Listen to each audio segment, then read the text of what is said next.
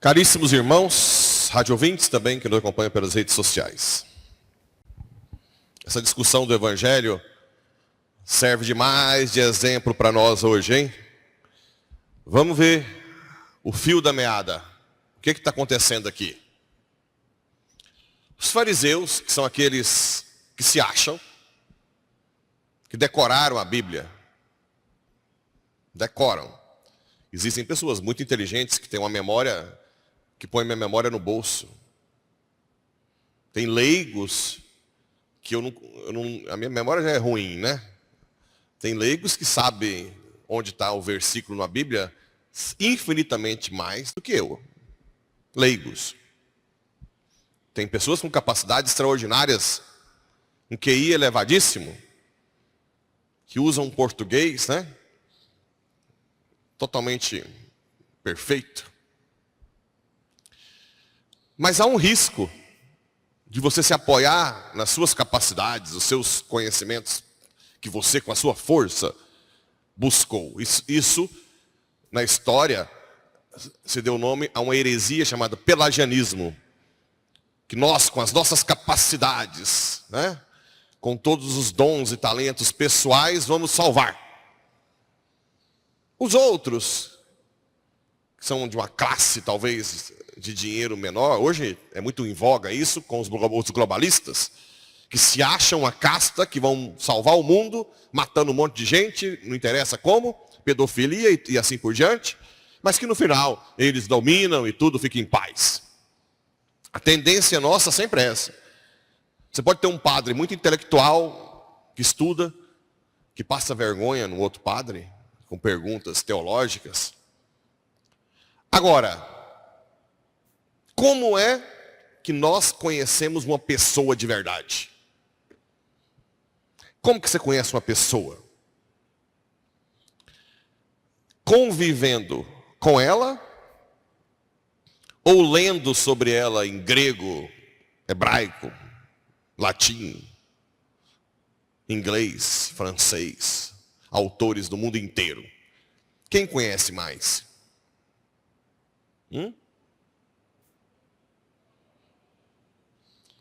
Se um dia sair minhas biografias no mundo em francês, russo, vocês lerem todas as minhas biografias. E a Luana, que convive comigo lá em casa, que vê os bastidores. Né?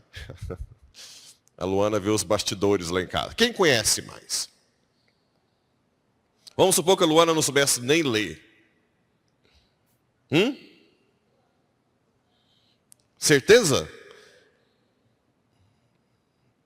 Se conhece uma pessoa convivendo com ela.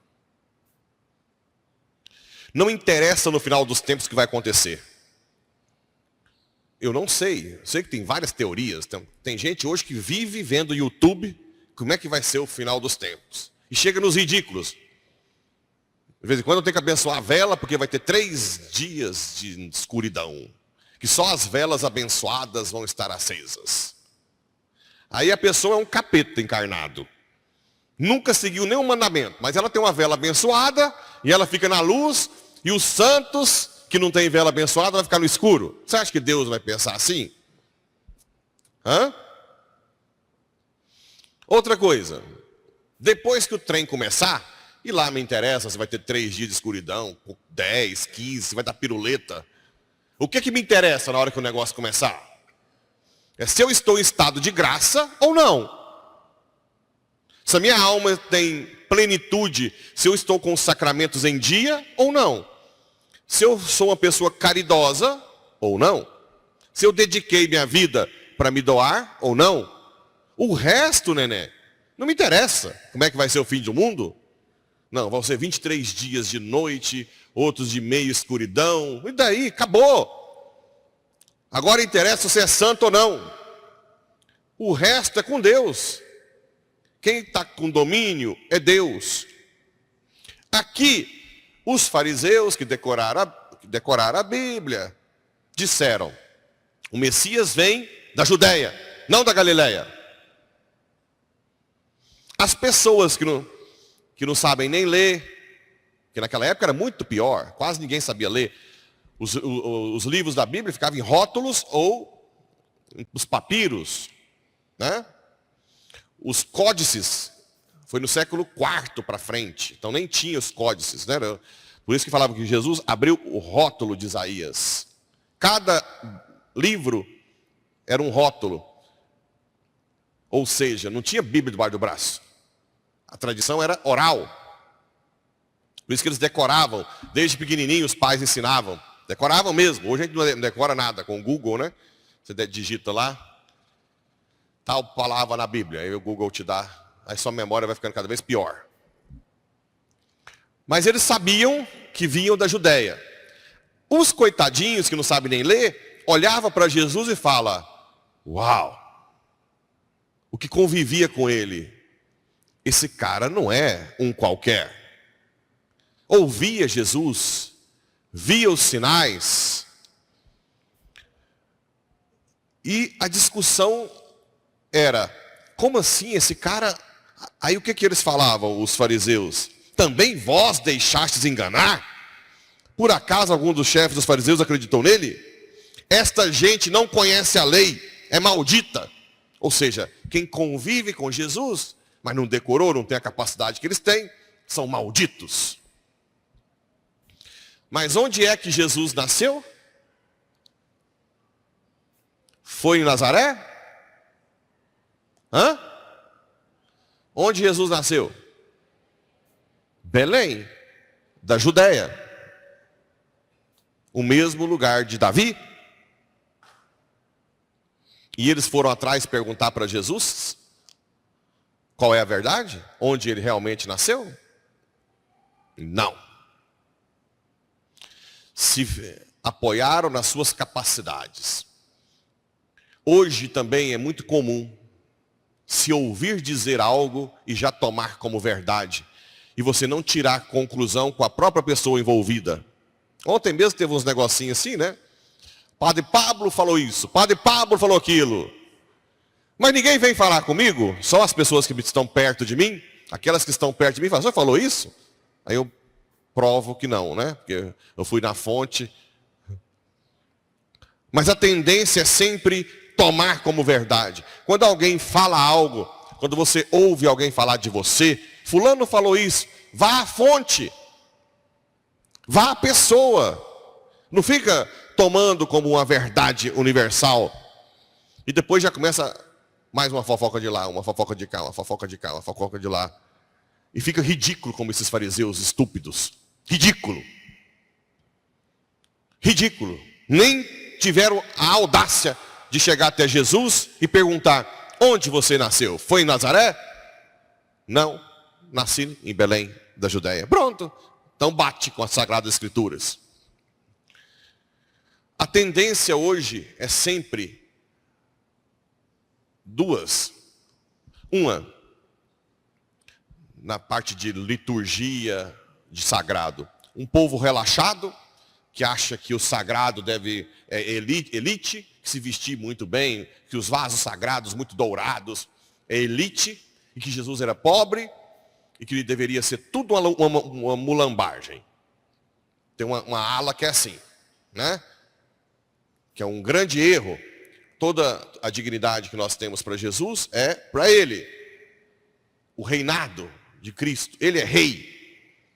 Então a gente tem que tentar, por isso que a gente pensa em fazer um templo cada vez mais bonito. As roupas, a gente compra todo, né, todo o paramento, todos, é pelo rei que Ele é. É só você lembrar a pecadora com o perfume que ela estava lá passando os pés de Jesus. E quem é que falou que deveria vender e dar para os pobres? Judas Iscariotes. Está cheio desses Judas hoje. Poderia gastar com os pobres. A paróquia gasta com essas coisas. E vocês não veem o que é o dia a dia. Ninguém vem ver a secretaria para ver o tanto de ajuda aos pobres que tem. Só vê da bocona para fora lá. Vê se a paróquia comprou o negócio. Mas esse dinheirinho, né, gasta. Línguas venenosas, sempre. O mundo sempre repete a língua, né? E tem a outra ala da igreja, que se apega a todos os sentidos. O padre é herege, porque não ficou de lado em sei lá o quê, porque ele deveria ficar com a mão assim, porque ele é assim. Essa língua vernácula não presta, nós temos que ir para o latim, só o latim presta. Tem que sei lá o quê. A música tem que ser assim, assado, porque senão não é. E vira um outro extremo, que tende ao gnosticismo, como se aquilo, todas as leis ali é que é importante. Essa missa que todo mundo reza não tem a mesma graça. De vez em quando recebe até, eu atendo jovens que têm livros, A Missa de Sempre, de Lefebvre, um herege, que rompeu com o Papa. A primeira coisa que eu falo para o jovem é: joga esse livro no lixo. Porque se você rompe com a igreja, está errado. Não interessa se você está, né? Então nós temos os dois extremos da igreja. Os relaxados e os super, stop, intocáveis. Que poucos sabem uma missa diferente. E é por isso que nós ficamos perdidos no meio disso tudo. O Papa até fica de lá para cá, um permite de cá, o outro agora não tira. Aí agora começa a briga de cá. Mas o essencial da coisa é Ele. Ora, se vem um padre, que às vezes liturgicamente não está bem, e eu começo a odiar o padre, é porque eu não conheço Jesus. Agora, se eu rezo pelo padre, acolho, independente, claro, se tiver algum abuso com as hóstias sagradas, eu vou lá, atento. Aqui eu já avisei até os ministros, se vier alguém que não está preocupado com o corporal, você vai lá e põe o corporal sem falar nada. Mas eu acolho o padre com seus defeitos, é porque eu conheço Jesus. Ou não? Eu lembro quando nós publicamos aquele como é que é aquele cara que cantou aqui, que depois teve o forró? Antônio Alves. Ele fez uma publicação no dele e pediu para eu aceitar. Meu Deus do céu. Padre herege, dentro da igreja, dançando forró. Alguém desses benditos perguntou se era a igreja ali de fora? Não. Herege. Que absurdo. No início eu comecei a explicar que não era, mas depois eu falei, não dá. Tem que ter paciência demais, né? Então nós estamos vivendo um momento muito complicado da igreja. Por isso que eu digo para vocês, vá aqui, na fonte. Na fonte. É Cristo. Se você não consegue amar, mesmo quem erra, é porque você não conhece Jesus direito. E tentar segurar a língua, a nossa língua. Não estou falando só de vocês, não. Nós, padres, também somos terríveis. Precisamos muito amarrar a nossa língua, todo mundo. E viver o essencial, que é Cristo, né? O essencial. O importante é nós entendermos a vergonha que esses fariseus passaram. Decorou a Bíblia em todas as línguas, né? Provavelmente só li em hebraico, na verdade, porque eles são muito da lei. Nem a Bíblia Septuaginta devia estar lendo. Mas passa vergonha, porque não tem a humildade de viver uma intimidade com Cristo. Porque você não é capaz de perguntar à pessoa que está sendo criticada direto da fonte. Porque você não é capaz de perguntar, padre, aí é a igreja? Não é a igreja, é um salão que nós usamos, porque nós não temos ainda capacidade de igreja. Tentamos construir uma igreja maior, mas por enquanto não tem. Perdão, padre. Não, herege, falta de sei lá o quê. Espero que essa paróquia seja sempre prudente, santa, olha com os olhos de Cristo. Que não seja nem relaxada e nem tenha pessoas que se acham diferentes demais, né? Que Deus nos ajude, assim seja. Esclarecimento, depois eu quero que a Pascom corte e põe junto com a homilia, tá? Bem, eu falei lá sobre a crítica de alguns que querem ser muito xiitas, né, na questão litúrgica. Mas quero deixar claro que eu amo o latim, por exemplo. O latim não foi regulamentado pela igreja. Você pode celebrar em latim. Por mim, eu celebraria tudo em latim. Mas nós temos pessoas que não sabem e pediram para não celebrar. Uma vez a gente celebrava uma vez por mês, né? Também admiro quem gosta do rito extraordinário, que foi regulamentado. E eu conheço padres maravilhosos na administração São João Maria Vianney de Campos, do Dom Rifan, que celebra o rito extraordinário, mas quando um padre da Diocese de Campos pede ajuda, ele celebra no rito ordinário, sem dizer que essa missa não vale, que essa missa é pior, que essa missa é menos importante. O risco está aí. Eu sou mais próximo por ter essa capacidade que os outros não têm, né? Então essa é a crítica. Jamais é. Se hoje o Papa regulamenta, o povo pode continuar reivindicando. Pode ser que um outro Papa libere de novo. Agora, cuidado no modo de ser. Criticar um concílio, por exemplo. Quem critica o Concílio Vaticano II é porque não entende nada de magistério da igreja. Nada, né?